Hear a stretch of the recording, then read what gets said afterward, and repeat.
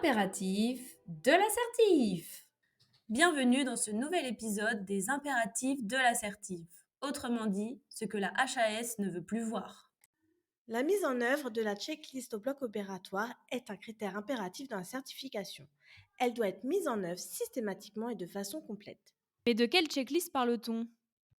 Il s'agit de la checklist du bloc opératoire standard, mais également de ses déclinaisons pour la césarienne, les endoscopies ou encore les ECT. Il est important de respecter les 3 étapes de la checklist, avant l'induction, avant le geste et avant la sortie de la salle. La présence de tous les professionnels concernés est importante afin de partager oralement l'information. Oui, c'est ça l'objectif de la checklist. Il y a quelques mois, le service qualité est venu réaliser des audits en salle d'opération. Est-ce que nous étions bons ?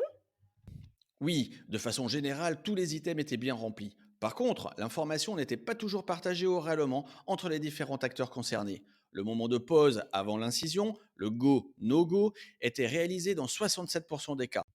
Nous avons également identifié la nécessité de faire valider la checklist de façon rigoureuse par les opérateurs après l'intervention.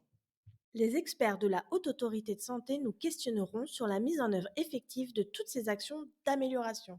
Alors soyez prêts. Un des points particuliers ciblés par la checklist est la mise en œuvre de l'antibioprophylaxie. Suite aux dernières recommandations, les protocoles d'antibioprophylaxie ont récemment été mis à jour par les anesthésistes avec les opérateurs et les pharmaciens. Ils sont disponibles dans Calios.